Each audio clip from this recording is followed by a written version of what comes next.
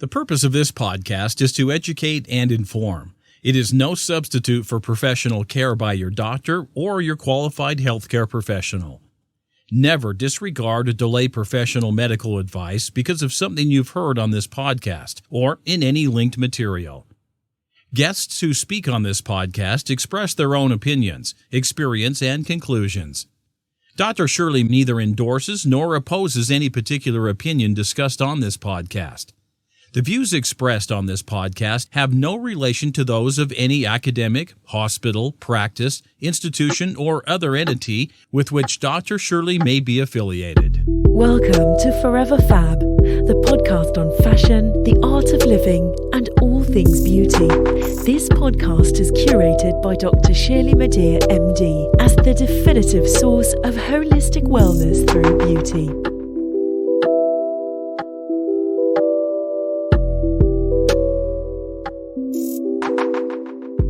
This week's episode of the Forever Fab podcast is dedicated to reclaiming your power.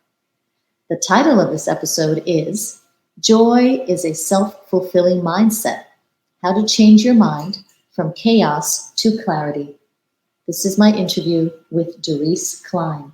Darice Klein is a certified meditation and yoga instructor, Reiki healer, and transformational mindset mentor, and more. She has provided thousands of people from around the world with the tools necessary to calm the chaos within, guiding them to lead their most joyful lives. She combines time-tested solutions with real-life experiences to help people transform into the best version of themselves. Darice is an internationally recognized health and wellness expert, mindfulness mentor, advanced yoga instructor, advanced meditation instructor, and creator of Transform Your Trauma: Overcoming Narcissistic Abuse and Rediscovering Yourself After Divorce on the meditation app Insight Timer. She has collaborated with the Special Olympics of North Carolina, Lululemon Team Building, and community events, Insight Timer, Aveda Arts and Sciences Institute, and several local K-12 schools in Charlotte, North Carolina. Darice also holds a BSN and has been practicing nursing for over 20 years with a primary focus in emergency trauma triage nursing. She has personally witnessed the transformative power of cultivating a mindfulness practice. It is her intention to share the wisdom of the teachings and experiences with as many individuals as possible. Darice joins me via StreamYard today on the Forever Fab podcast to discuss healing, clarity, clearing, and triumph over trauma. Welcome, Darice. Congratulations on your success, and thank you for becoming a beautiful member of the Forever Fab community. Yes, thank you, Dr. Shirley. I'm so excited to be here. Well, I am very excited to get into this very timely and important conversation. So let's get at it. So let's ease into it, Darice. Where did you grow up, and how did your childhood shape you and what you specifically chose to do out of life? Ooh, that's a big question. You're like, let's ease into it. But yeah, that word childhood, I'm like, how did you spend your childhood? Yeah, so I grew up in the Midwest, in just outside of St. Louis, in a little town called Brighton, Illinois. Okay. Not really known for a whole lot. And then once I finished schooling, through elementary school, high school, everything there, I moved to Central Illinois, where I went to university there, and ultimately, after many years, obtained my Bachelor of Science in Nursing. I actually have 2 bachelor degrees, but the Bachelor of Science in Nursing was the one that stuck. So, and then after that, I moved to Chicago, and lived in Chicago for a few years and worked up there and got my feet wet with trauma nursing, and met my children's father up there, who is now my ex-husband, which is part of things. And he was from Charlotte. So that's how I ultimately landed in Charlotte, North Carolina. So I've been here for 24 years now, I believe. Yeah. Yes. Wow.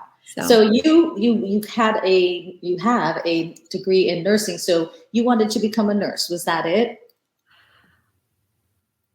Not ultimately, or initially rather. I didn't really know what I wanted to do with my life. Yeah. And so I took the longer route going through school. I obtained my first degree in community health education because I knew I wanted to help people, but I didn't know if I really wanted to be in nursing, or I knew that I definitely didn't want to go the physician route just because of all of the schooling and the training. But I did it pretty much anyway with all the schooling that I had, and as far as the number of years go. So then I was like, you know what? I want to be a flight nurse. I want to do trauma. And so that is what that goal is what drove me through nursing school. And that was my job when I graduated nursing school. It was I found a small hospital in Chicago that would hire me as a new grad. And the rest is kind of history from there. So it wasn't like this lifelong dream. That's been something that's been on my mind lately is I didn't really have many dreams as a child. Yeah. So it's now later in life that I'm realizing how important it is to have dreams. Yeah. To move towards. Oh, I can't wait for this conversation to unfold. Yes. Okay. So you said you found your way, to nursing, and you realized that you were fascinated by and captivated by the trauma nursing and the drama of it, and your ability to be able to contribute to other people's lives and save lives, which is a beautiful thing. So you found that. Now, on sort of a little bit different, how did you find yoga, or how did yoga find you? I would say I finally found yoga. Like, yoga was always there waiting for me. So in probably the end of 2017, early 2018, I was just so unhappy with life. I was going through a divorce, and in my marriage, I had everything. I had everything that actually I did dream of these things, like having the house and the family and the car and the vacations, all the things that a lot of people dream to have. Yes. And I found myself sitting amongst all of that, completely unhappy, completely broken. And I was like, why? I have a healthy family. I have 2 beautiful children and all these things. And I'm just so unhappy. So I literally turned to Google and typed in, like, how can I be happier in my life? What's the meaning of life? Just all these questions. And everything led to meditation. Like, oh, well, you'll get those answers if you meditate or if you practice yoga. And at that time, I was a CrossFitter. I was into mixed martial arts fighting. So for someone to suggest yoga. Right. So for someone to suggest yoga to me, I was like, what are you talking about? I'm not doing that. And I really said that to people. I'm like, I'll never do yoga or practice yoga. So I went to the gym one day, to the CrossFit gym, and nothing specific happened. But as I crossed the threshold to leave, in my mind, I said, I'm never coming back to this space. Oh, wow. It was just like that, out of the blue. And I never did. I never went back to that space. And then a few months later, I ended up quitting mixed martial arts because I felt like I was being beat down, right? Like mentally, and I didn't need any more of that. I was already going through all this fire of change with my relationship and raising 2 small children at that time on my own. So I began meditating, and after a few months, I could tell, like, just a little spark of change. Like, I was a little calmer, or I would see things differently, or not be so stuck on one opinion. I would have options to things, right? So there was just like a little glimmer of something happening. And I feel like everything has an enhancer, right? Like, we can do this, but you can make it better if we add this layer. So I turned back to Google again. I'm like, okay, what goes hand in hand with meditation? Yoga. So I was like, all right, I guess it's time to try a yoga class. So I found some class that was like $9 at the time, because I'm like, I'm not going to spend that much money on this, because what if I don't like it? So I went to this class, did not know anything about yoga whatsoever. And the first pose was child's pose, where you touch your forehead down to the mat. Yes. And it was like an electric spark. Wow. And I wasn't woo-woo back then. I mean, I don't even really consider myself too woo-woo now, even though some people might. Yeah. Yeah. But I was like, what is happening? What is happening here? And the rest is kind of history. Like, I started practicing almost on a daily basis back then, more than I do now in my own personal practice. Yes. And I became certified within 6 months of ever stepping foot on my mat. So yeah. Amazing. That is amazing. Thank you. And there were all these little signs like leading me to teacher training, which is kind of a whole other story. Right. That things come in threes, right? Like, I realize if you hear things, like the same patterns are showing up. Like, so I had 3 people out of the blue say, hey, have you ever thought about yoga teacher training? And that happened 3 times. Same exact conversation with these 3 people. So the first time was, I ended up being solo in a yoga class. And I was actually trying to talk the instructor out of even holding the class. I'm like, no, I'm good. I don't need to practice today. I can just go home. And she's like, nope, we're going to do this. So she spent the whole hour like prying my body open. Wow. Like assisting me and helping me go a little bit deeper into the poses. And afterwards she said, hey, have you ever thought about yoga teacher training? And I'm like, did you not just pry my body open for an hour? Like, you can see I don't move very well. And she's like, no, you have great body awareness. I think you would be fantastic. And I was like, oh, okay. I'll just put that off to the side, but thank you for your compliments. So then I went to a yoga retreat. Wow. I kept right in. Right. So, well, it's another kind of weird story, but I was on Instagram and I kept getting these sponsored ads from Lululemon. These really cool. AI following you, Darice. Yeah. Well, back in 2018, well, I guess it was happening some in 2018, but so Lululemon, I keep getting these ads, right? And I'm like, wow, this retreat looks fabulous, but it's pretty pricey and I don't know if I should do it. And I don't know if I'm going to have my kids. Well, it just so happened that the kids were going to be at their dad's. So I had that space. Bing. I was off for those days. I'm like, okay, so I have that. And then to justify the cost, I was like, you know what? I'm not doing therapy. I'm not doing anything else for myself right now. Do this thing. Check. So, yep. So I signed up, sent in my little application, and it took them a couple months. And I was like, well, this is odd. Why aren't they getting back to me? Yeah. So finally, Lululemon sends me this little email and they said, hey, you've been selected to attend this retreat. And I'm like, oh, okay. So I go out to the retreat and come to find out they had chosen only 50 people from around the globe. Oh my gosh. To attend this. So that's why it took so long. Oh my gosh. Because they were researching us. That's incredible. Yeah. And I'm like, why me? Why me? I'm like a soccer mom going through like midlife crisis, divorce, all these things. Exactly why you.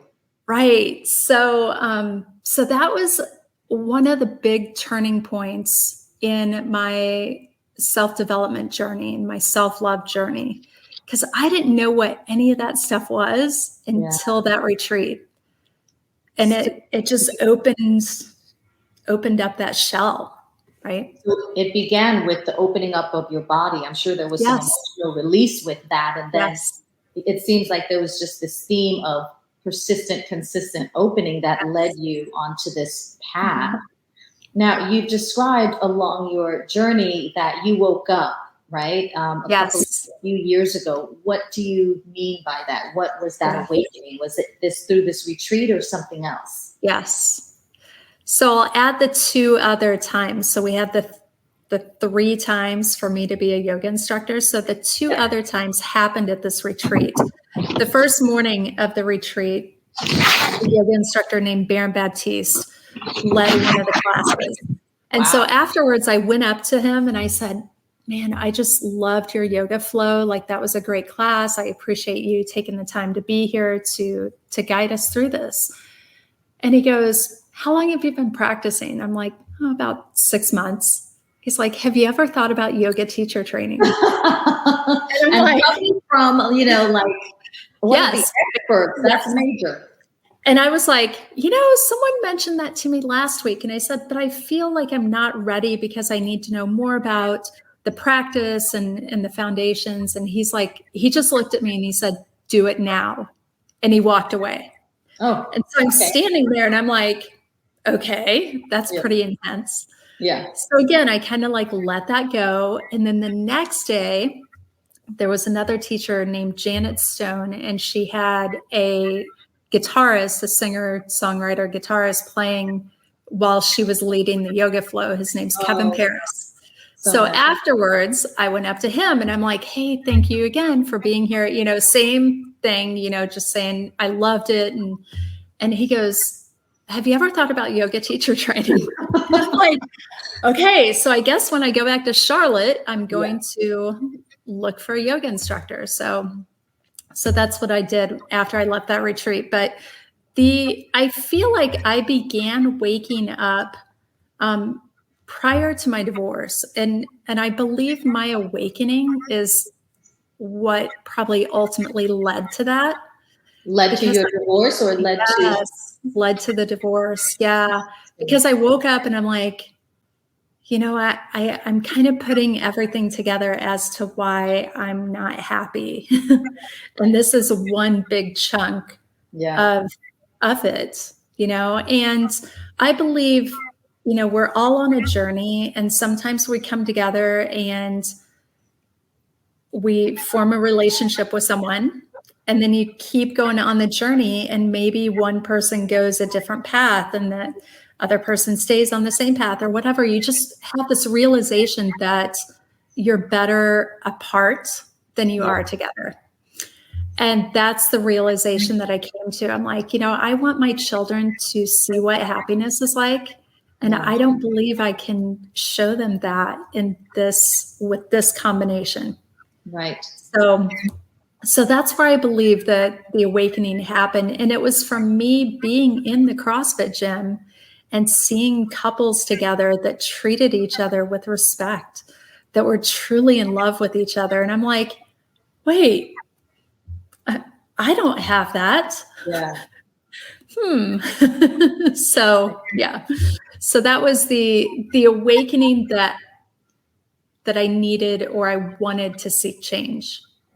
And the fact that you had that awakening, I'm sorry, go ahead. Yeah. Well, I believe this awakening continues to happen. There's always new things that I'm like, wow, I didn't realize that. I didn't realize that my child is affecting the patterns that I have in my life today. So I feel like the awakening is always more of a realization every day of things. Yes. But I was going to say that the fact that you had this awakening is actually an act of self-love, isn't it? Mm-hmm. Right? Because not only is it courageous, you had the awakening and then you acted upon it. It's courageous, and I believe, from my perspective, it is an act of taking care of yourself and self-love. You describe that self-love with the term radical. So what exactly is radical self-love? Radical self-love is just this wide open, loving yourself, accepting yourself, forgiving yourself, just full acceptance of who you are, making responsible choices, knowing that every thought, word, and action has an impact. So are you contributing to, kindness, or how are you leaving this space? Are you leaving this space better than when you arrived? Yes. Yeah.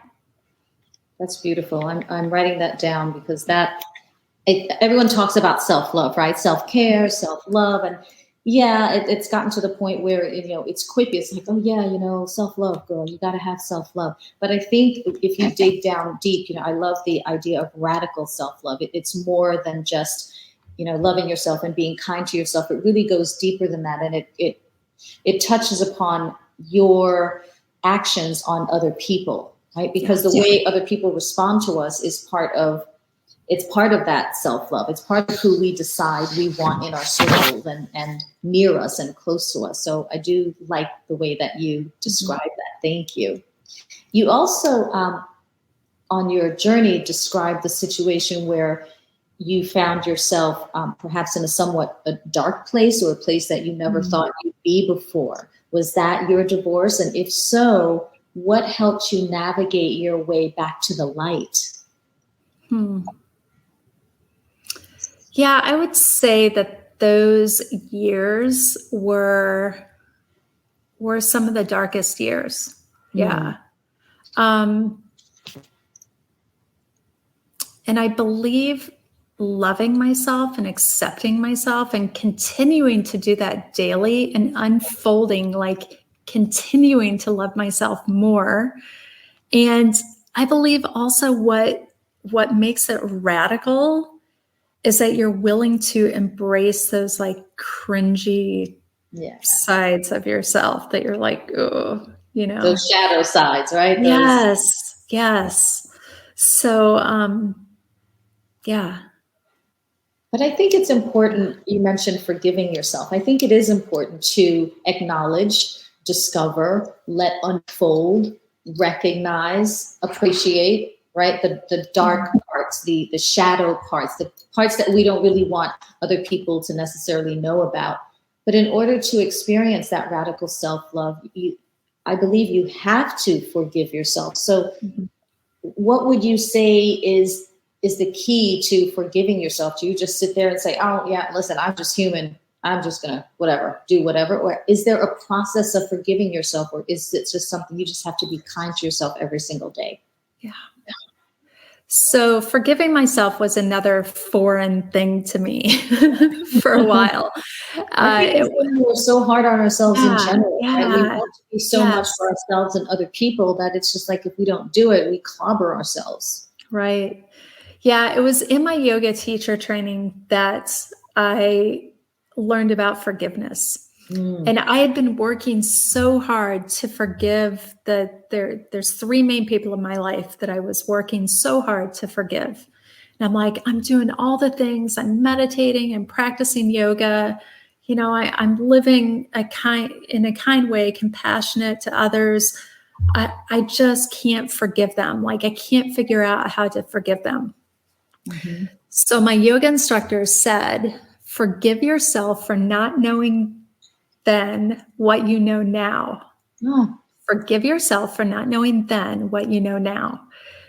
And again, that little spark went off in my head. I was like, oh, I didn't know better. I didn't know better. I was only doing what I thought was best at that time. Yeah. Right. So I learned to forgive myself. And then just for me, it was almost like when I stopped working to forgive others, like focusing on it so much and listening to the forgiveness meditations and the forgiveness podcast and absorbing all this information, reading the books. Once I gave up and just kind of like let that go, then the forgiveness happened. Yeah. One time was in Shavasana. I was in a yoga class.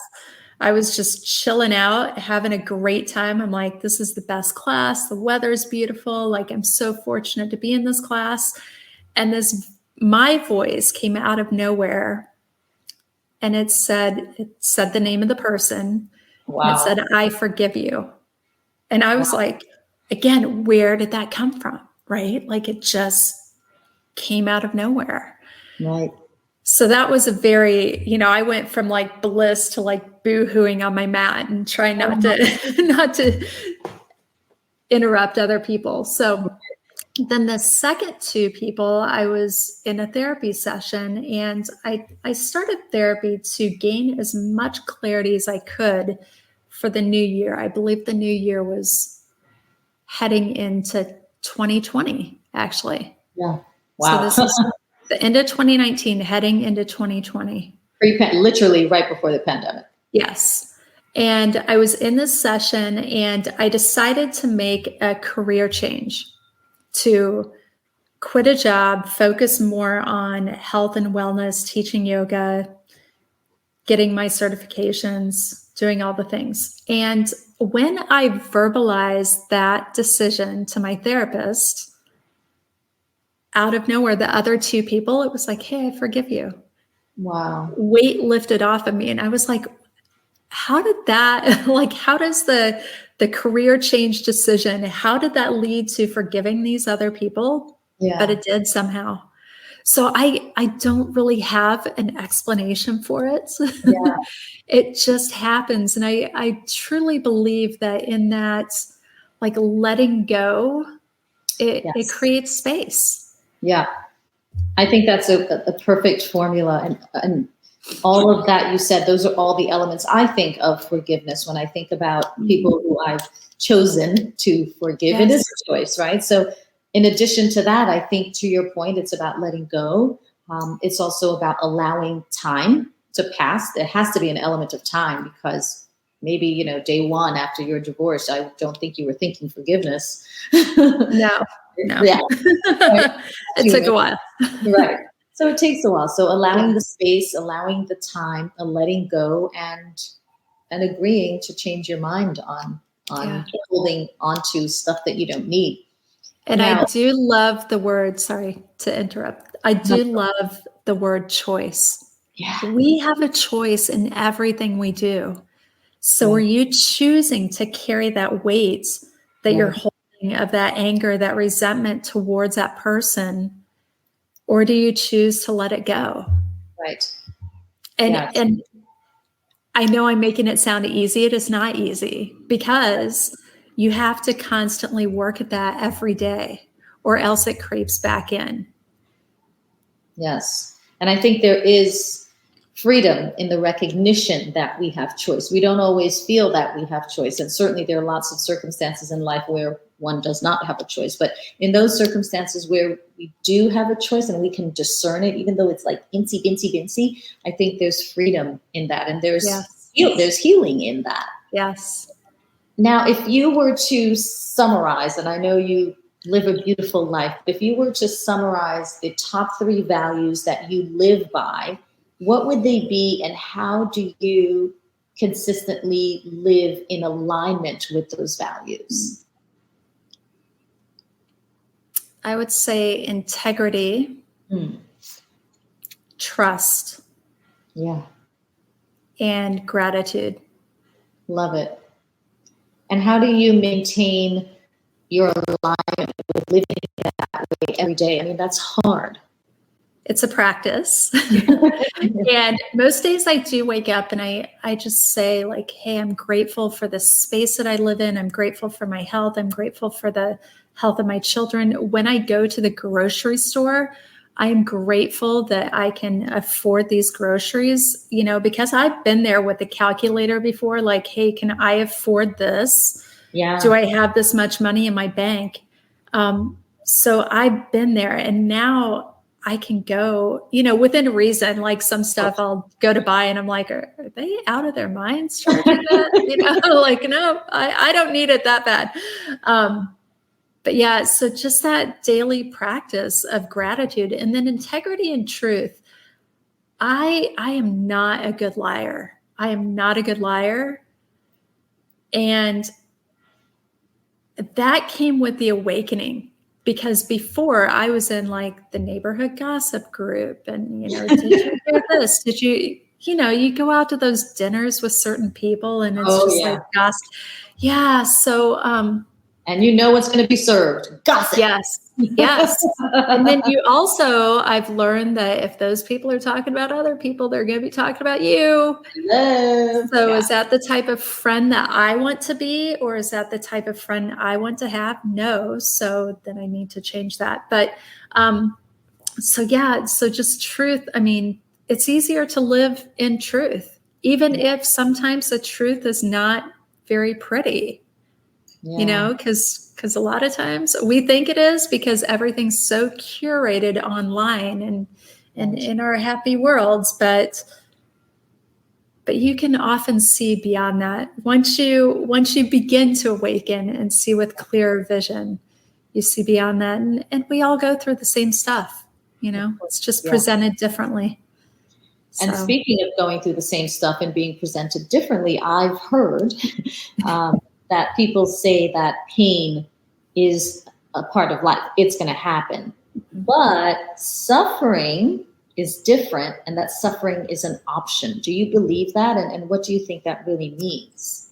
I really do believe suffering is an option. And that's something I had a conversation with someone yesterday about. And it led to the discussion, which maybe this will lead to something down the road here in a few minutes, but intergenerational trauma, right? So how we carry that suffering from other people, and then how does it manifest in our lives? And again, it's a choice. It's a choice. So yesterday after that conversation, I came home, and I like to listen to music a lot to calm my mind and cook. Yes. So I was listening to a song, and it said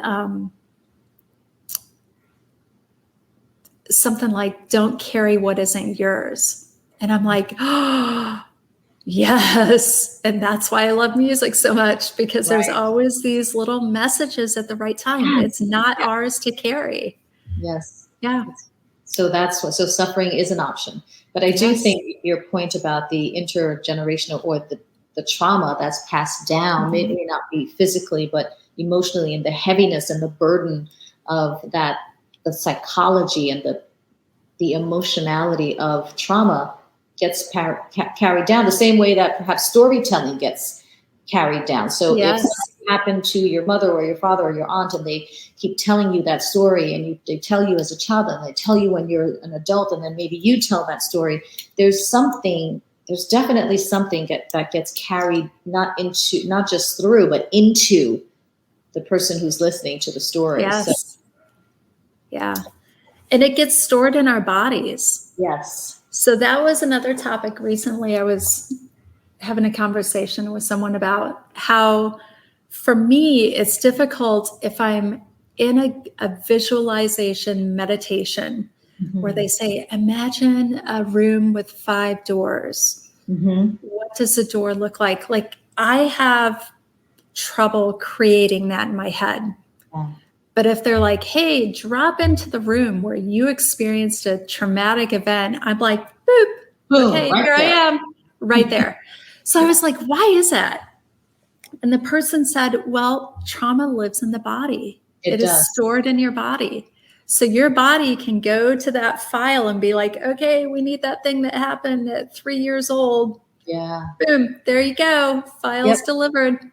Just like medical records, right? Looking up. That's right. So yes. Your brain definitely keeps records. Right? But if it's at the wrong hospital, then you don't have that file. So, right. Yeah. So our bodies are so amazing. I mean, we know they are, but to the depth that they are, it is truly fascinating. We have barely scratched the surface. And believe me, there's a lot that we know in medicine and, psychology, physiology. There's a lot that we know, and imagine there's so much more that we don't. Yes. You've been listening to part 1 of the Forever Fab podcast with my guest, Darice Klein. Stay tuned for further explanation next week for part 2. Thank you for listening to this week's episode of Forever Fab, the podcast on fashion, the art of living, and all things beauty, curated by Dr. Shirley Madej, MD. Live beautifully and help make the world a more beautiful place.